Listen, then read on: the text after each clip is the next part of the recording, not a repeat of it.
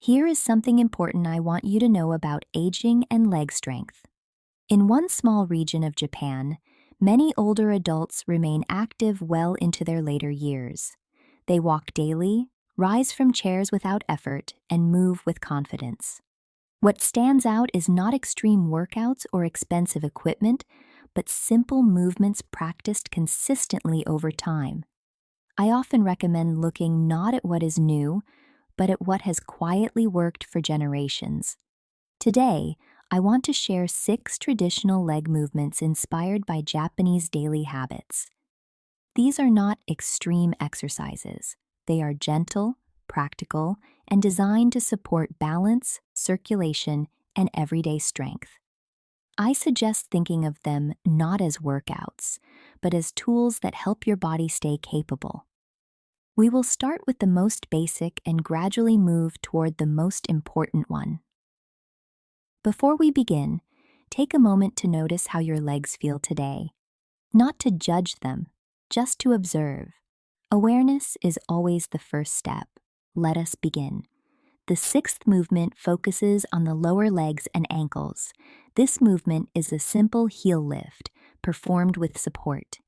In Japan, many older adults naturally rise onto their toes throughout the day while cooking, waiting, or reaching for something.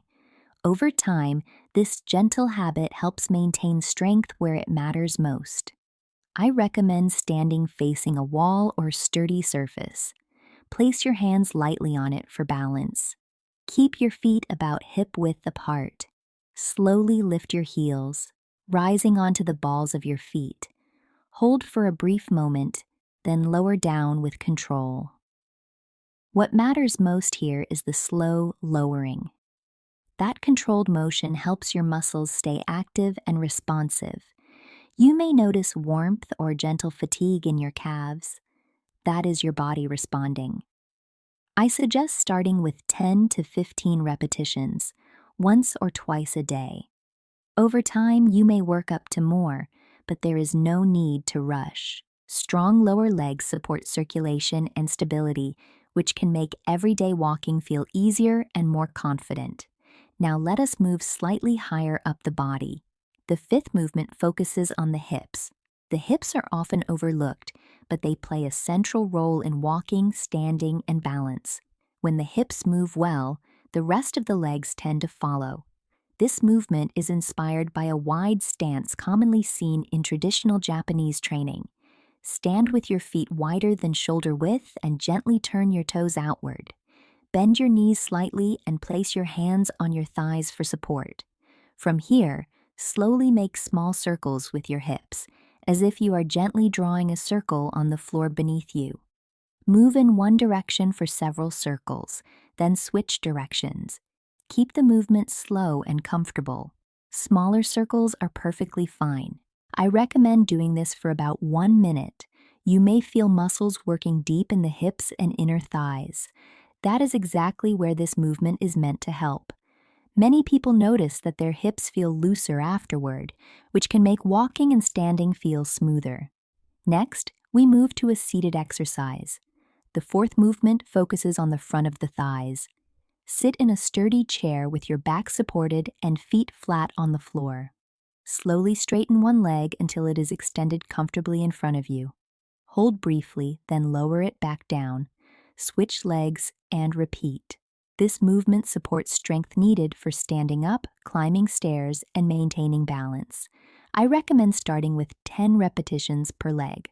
Move slowly and with control. If you ever feel strain, reduce the range of motion. Some people later choose to add light ankle weights, but I always suggest mastering the movement without added weight first.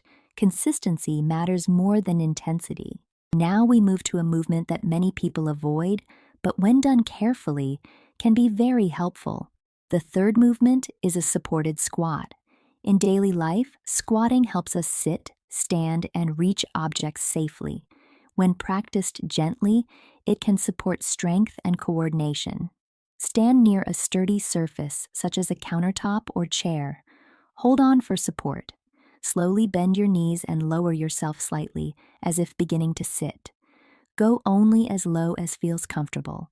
Hold briefly, then press through your feet to stand back up. Even a small bend in the knees can be beneficial. I recommend starting with just 5 repetitions and gradually adding more over time. What matters is doing this regularly, not deeply. Your body learns through repetition. Now we move to one of the most powerful yet simple movements. The second movement focuses on balance. Stand near a wall or piece of furniture for safety. Shift your weight onto one leg and gently lift the other foot slightly off the floor. Hold this position for as long as feels comfortable, then switch sides. Balance work helps your body coordinate muscles efficiently. It supports confidence while walking and standing. You can practice this in short moments throughout the day. Even a few seconds at a time can be helpful. Over time, many people notice improved steadiness. Finally, we arrive at the most important movement of all. The first movement is the sit and stand exercise. This movement mirrors one of the most essential actions of daily life. Sit in a sturdy chair with your feet flat on the floor. Cross your arms over your chest if comfortable. Lean slightly forward and stand up using your legs. Pause briefly, then slowly sit back down. Move with control, especially while sitting down. This single movement supports strength in the thighs, hips, and stabilizing muscles. It also helps reinforce safe movement patterns used throughout the day. I recommend starting with 10 repetitions once or twice a day. Over time, you may gradually increase. This is not about speed. It is about steady, mindful movement. If there is one movement I suggest prioritizing, it is this one. Taken together, these 6 movements form a simple routine that can be adjusted to your comfort level. You do not need to do all of them at once. Many people begin with just 1 or 2 and slowly add more.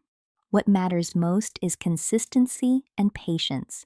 Your body responds best to gentle, regular care. I recommend starting tomorrow with the movement that feels most accessible to you. Practice it for a few days. Then, when ready, add another. These movements are not about pushing limits. They are about supporting your ability to move through daily life with confidence and ease. Thank you for spending this time with me today. I encourage you to listen to your body, move with intention, and take each step at your own pace. If you would like, you can share which movement you plan to start with. Many people find that sharing intentions helps them stay consistent. Take care, and I will see you next time.